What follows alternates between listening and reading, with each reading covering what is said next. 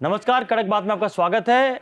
और आज हम बात करेंगे डोनाल्ड ट्रंप के उस ट्रिक की जो उन्होंने मिड टर्म चुनाव जीतने के लिए किया है। पहले बताते हैं आपको कि मसला क्या है। डोनाल्ड ट्रंप ने ऐलान किया है कि जो अमेरिका के 14.5 मिलियन यानी कि 14.5 लाख जो सैनिक हैं, उनको क्रिसमस के ठीक पहले $1776 मतलब हर एक सैनिकों को वहाँ पर उनके अकाउंट में $1776 दिया जाएगा। अगर आप पूरी इसको अमाउंट को जोड़ें तो करीब 1.6 लाख डॉलर होगा भारत के, अगर उसमें करें कि 1.6 लाख डॉलर, और ये सैनिकों को मिलेंगे और ये छुट्टियों से पहले मिल जाएंगे। अब इसका मतलब समझिए कि क्या है। तो आखिरकार डोनाल्ड ट्रंप ने चुनाव जीतने का जो भारत में जिस चीज़ों का इस्तेमाल किया जाता है कि भारत में जो फ्रीबीज दी जाती हैं या लोगों को कल्याणकारी योजनाएं जो दी जाती हैं, उससे सबक लेते हुए डोनाल्ड ट्रंप ने चुनाव जीतने का तरीका निकाला है। ये उनको करना क्यों पड़ा? अब ज़रा याद कीजिए कि कुछ समय पहले की बात है, कुछ हफ्ते पहले न्यूयॉर्क के मेयर का चुनाव हुआ था। वहाँ पर ममदानी थे, उन्होंने चुनाव से पहले बड़े बड़े वादे किए और वहाँ के लोगों को, न्यूयॉर्क के लोगों ने उन्हें सर माथे पे बिठाया और उनको जितवा दिया। और ये डोनाल्ड ट्रंप की जो पार्टी वहाँ हारी, उसके बाद डोनाल्ड ट्रंप काफ़ी सख्ते में थे।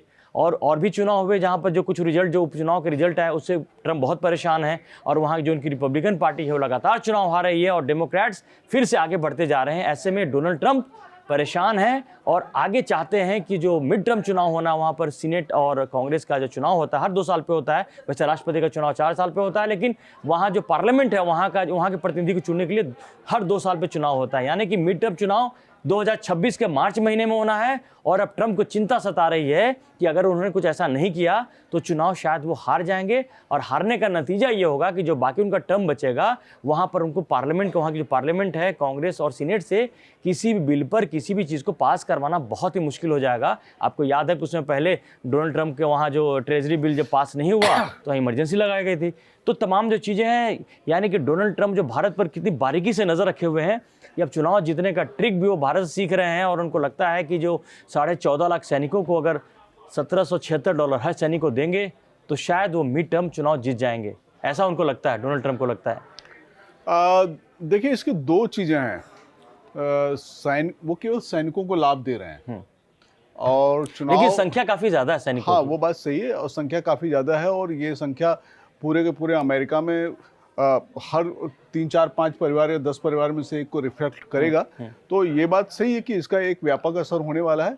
लेकिन मुझको ये लगता है कहीं इसके पीछे ऐसा तो नहीं है कि अमेरिका कोई बड़े सैन्य अभियान शुरू करना चाहता है और इसमें सैनिकों का जो असंतोष अब तक रहा है कि अमेरिकी सैनिक अब तमाम अमेरिकी अभियानों में बाहर जाने को लेकर के बहुत ही ज़्यादा मतलब नाखुश थे, नहीं जाना चाहते थे। उनको ये लगता था कि अमेरिका में जिस तरह से उनको बाहर भेजा जा रहा है, तमाम मोर्चों पे रखा जा रहा है, उससे उनकी अपनी ज़िंदगी बहुत प्रभावित हो रही है और उनको मिल कुछ नहीं रहा है। तो वो मुझको ये लग रहा है, इसके पीछे ये लग रहा है, देखिए, एक तो चुनाव जीतने का वो आपकी बात सही है, लेकिन मुझको उससे भी ज़्यादा ये लग रहा है कि क्योंकि वेनेजुएला एक ऐसा देश है जहाँ पर अमेरिका देर से बेर ऐसा अपने सैनिक को भेज सकता है, लड़ाई कर सकता है।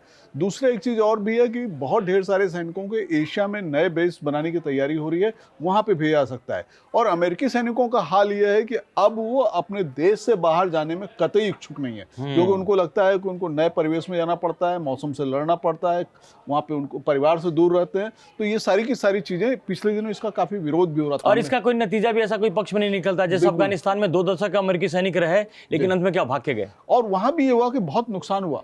हाँ, बहुत ढेर सारे अमेरिकी सैनिक मारे गए। उसके बाद इराक युद्ध में पहले ही मरे थे। तो ये सारा का सारा जो है, ये अमेरिकी सैनिकों को अगर नुकसान हो रहा है तो वहाँ पे एक आवाज़ हो रही है, असंतोष पैदा हो रहा है कि हम ही क्यों, हम हर देश में जाते हैं, अपनी जान देते हैं, हमको मिलता क्या है। ये इस तरह का एक असंतोष है, वो लगातार ये आवाज़ें उठ रही हैं। और ट्रंप चूंकि फिर से उतावले हो रहे हैं अपनी सेना को बाहर भेजने को लेकर के, इसलिए मुझको लगता है कि वो थोड़ा बहुत चुनाव भी हो सकता है, थोड़ा बहुत सैनिकों को पुचकारने वाली भी, यानी आपकी बात अगर माने तो एक चीज से 2 शिकार कर रहे हैं। एक तरफ मिड टर्म चुनाव है जो कुछ महीने में होने वाले हैं वहां पर, और जो बड़ा क्रिटिकल है डोनाल्ड ट्रंप के जो राष्ट्रपति के जो बाकी जो कार्यकाल बचा हुआ है, अगर उसको ठीक से स्मूथ उनको निकालना होगा तो वहाँ जो उसमें जो सीनेट और कांग्रेस में इनको अपने पार्टी को मेजोरिटी चाहिए, नहीं तो बड़ी दिक्कत होने वाली है। तो इस बात को भी ध्यान में रखते हुए, लेकिन जो संजय जी बता रहे हैं कि सैनिकों के मोराल को अप करने के लिए, क्योंकि ये बात भी बहुत सही है, ये आज की खबर है कि वेनेजुएला से युद्ध की बात कर रहे हैं डोनाल्ड ट्रंप, जबकि एक तरफ ये भी दावा कर रहे हैं कि पिछले 10 महीने में उन्होंने 8 युद्ध रुकवाए। लेकिन खुद का युद्ध भी उनको लग रहा है कि वेनेजुएला के साथ अमेरिका का युद्ध हो सकता है। इसके अलावा एशिया में जैसे आपने देखा हो कि बगराम बेस को भी हासिल करना चाह रहे हैं, वो फिर से अफगानिस्तान में बेस बनाना चाह रहे हैं। उधर बांग्लादेश पे भी अमेरिका की नज़र थी। तो ये तमाम जो चीज़ें हैं पूरी दुनिया में जो सुरक्षा को लेकर जो नए सिरे से जो चिंताएं आई हैं उसके लेकर भी अमेरिका परेशान है। खासकर जो रूस यूक्रेन के बीच जो युद्ध चल रहा है उसको रुकवाने में जो नाकाम रहे हैं डोनाल्ड ट्रंप, उसके बाद से ये समस्या और उनके लिए बड़ी जटिल हो गई है। तो यानी कि वो एक जरिए चाहते हैं कि एक तरफ जहां सैनिकों को हर सैनिक के अकाउंट में जो कि 14.5 लाख सैनिक जो अमेरिका के हैं उनके हर के किसी के अकाउंट में $1776 दे करके उनको खुश भी करना चाहते हैं और एक मैसेज भी देना चाहते हैं देश के लोगों को कि हम सुरक्षा को मतलब हमारे लिए वो चीज़ है। तो मिलाजुला की स्थिति तो फिर लेकिन बात तो ही हो जाती है कि डोनाल्ड ट्रंप हर तरह से फंस गए हैं। उनकी जो नीति रही पहले टैरिफ को लेकर के तमाम जो दिक्कतें आई अमेरिका को जो परेशानियों का सामना करना, वहाँ महंगाई बहुत ज़्यादा हो गई है, वहाँ जो अब जो कहते हैं ना कि इकोनॉमिक कंडीशन भी चरमरा रही धीरे धीरे, बहुत बेहतर नहीं हो रहा है। सुरक्षा को लेकर नए नए चिंताएं आ रही हैं, यूरोप के साथ टकराव हो रहा है और अब इसके बाद चुनाव हारने का भी खतरा साथ साथ मंडरा रहा है। यानी कि ट्रंप चारों तरफ से ऐसे घिर गए हैं कि जहाँ से उनको लग रहा है कि कभी सोचते हैं यहाँ से निकल जाओ तो ये दूसरी प्रॉब्लम आ जाती है, दूसरी तरफ से निकलने की कोशिश करते तीसरी प्रॉब्लम आ रही है। बिल्कुल सही बात कर रहे हैं आप। और देखिए देखते देखते ट्रंप का 1 साल निकल चुका है, 3 साल बचे हैं। हाँ, 3 साल उनके खाते में और हैं।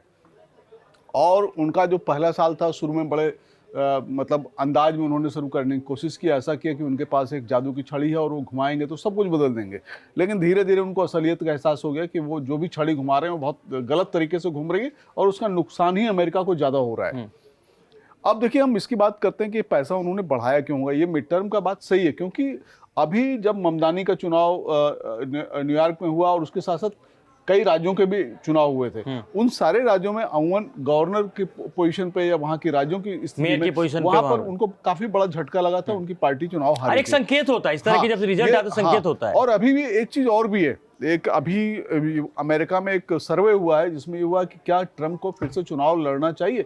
उसमें उनकी लोकप्रियता में काफी गिरावट आई है। कम से कम 27-28% लोगों ने कहा नहीं, ऐसा नहीं होना चाहिए।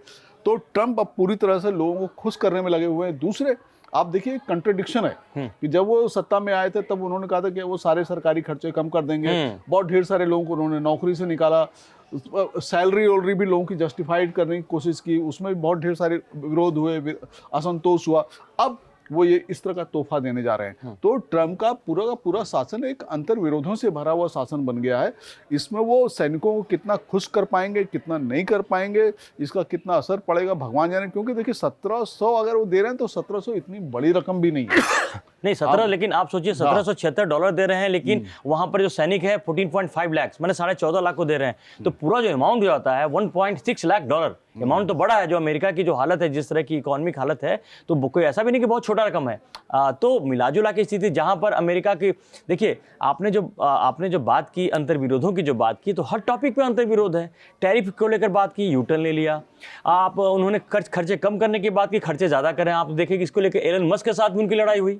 हाँ, अब लेकिन ये भी देखना होगा कि क्या राष्ट्रपति को ये विशेषाधिकार है कि वो इस तरह की चीजें कर सकता है। क्योंकि शायद अमेरिका में इस तरह का विशेष उनको सीनेट में जाना पड़ेगा, वहाँ पे वित्त कमेटी है, उससे अनुमति लेनी पड़ सकती है।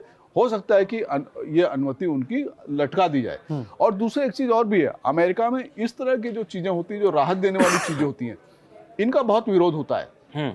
फाइनेंशियल सेक्टर इसका बहुत विरोध करता है, ऊपर दूसरी पार्टियों के लोग बहुत विरोध करते हैं, अमेरिका का समाज खुद इसका बहुत विरोध करता है, क्योंकि अमेरिका में इस तरह की चीज़ें कभी रही नहीं है। तो ये आप देखिए कि इसकी प्रतिक्रिया क्या होती है। लेकिन बात यहाँ पर, चूंकि इन्होंने ट्रंप ने बड़ी चालाकी से सेना को चुना है ताकि जो उस पर लेकर ज़्यादा विरोध भी ना हो, और सेना की जो अंदर की जो प्रॉब्लम है उसको भी काफ़ी हद तक वो डील किया जाए। और साथ में ये भी एक संकेत ये भी होता है कि जनता के लिए कि वो खुले हुए ओपन है। जो अब तक ट्रंप कह रहे थे कि खर्चे कम करेंगे, तो उन्होंने वहाँ की जनता को मैसेज दिया है कि जरूरत पड़े तो हम आपके लिए पैकेज लेकर के आ सकते हैं। अभी तो सैनिकों को दिया है, आगे आ सकते हैं। लेकिन मिलाजुला की स्थिति वहाँ पर जो चुनाव वहाँ पे जो होती जा रही है कि ट्रंप के सामने चारों तरफ से घिर गए हैं, घर में घिर गए हैं, बाहर घिरे हैं। और ये सबसे बड़ी बात है संजय जी, ये तो बड़ा हास्यास्पद ही लगा कि एक तरफ वो कह रहे हैं, दूसरी तरफ कह रहे हैं कि उन्होंने जैसे वेनेजुएला की बात हो रही है कि युद्ध की बात हो रही है, आज ही उनका स्टेटमेंट आया है, तो कह रहे हैं कि उसे युद्ध हो सकता है। दूसरी तरफ कह रहे हैं कि उन्होंने 10 महीने में 8 युद्ध खत्म करा दिए हैं। तो चाहते क्या, ये समझ में अभी तक नहीं आ रहा है वो। नहीं, वही बात है कि देखिए वेनेजुएला की जो स्थिति बताई जा रही है उसमें वो स्थिति इतनी विस्फोटक बताई जा रही है कि अगर वेनेजुएला में वहाँ के राष्ट्रपति अगर इस पर जरा भी रिएक्शन करते हैं, जिस तरह से वहाँ पे उनकी घेराबंदी हो रही है उनके तेल पोतों को जो है पकड़ा जा रहा है या उनको निकलने नहीं दिया जा रहा है, वहां पे जरा सा भी होता है वो एक आग का मुहाना है, तो वहां पे युद्ध छिड़ने की पूरी आशंका है। जिस तरह की सारी चीजें वहां पे हो रही हैं, तो आप देखिए क्या होता है। मुझको मोटे तौर पे यही लगता है कि अमेरिकी सेना कहीं भी बाहर, देश के बाहर अपना अभियान नहीं चलाना चाहती है, जाना नहीं चाहती है। एक तरह से इस तरह से चीजें करके वो अमेरिकी सेना को थोड़ा पुचकार रहे हैं, है ना, कि अमेरिकी सेना बाहर जाए और वो उसके पीछे उसको मदद करते ये तो खुद ट्रंप ही थे जिन्होंने कहा था, यूरोप को भी मैसेज दिया था, नेटो को भी मैसेज दिया था कि अपनी सुरक्षा के इंतजाम खुद करो, अमेरिका आप सबकी वो नहीं करेगा। तो अब जिस तरह की चीज़ें बन रही है कि अब वेनेजुएला को लेकर जो चिंताएं बढ़ी हैं, एक फ्रंट और खुलने का डर लग रहा है कि अभी रूस यूक्रेन का युद्ध खत्म भी नहीं हुआ है, एक और फ्रंट खुलता नजर आ रहा है। इसके पहले आपको पता ही है कि जापान, चीन और इसके बीच में भी ताइवान भी एक है, वो भी चल रही है, हालात ख़राब हो रहे हैं। तो मिलाजुला की स्थिति है कि पूरी दुनिया की स्थिति बड़ी विस्फोटक होती जा रही है। लड़ाई और युद्ध के और मोर्चे खुलने के आसार बढ़ गए हैं। इस बीच में डोनाल्ड ट्रंप का रवैया ऐसा है, इस तरह से वो जो फैसले ले रहे हैं उससे और ज़्यादा खतरा बढ़ गया है। तो अब देखना ये है कि जो ट्रंप इस तरह के चुनाव जीतने के लिए हो या अपनी सेना का मनोबल हाई करने के लिए जो ये कोशिश कर रहे हैं, इसमें कितनी उनको कामयाबी मिलती है। अगर अभी तक आपने कड़क को सब्सक्राइब नहीं किया है तो जल्दी से सब्सक्राइब करें। फिलहाल के लिए धन्यवाद।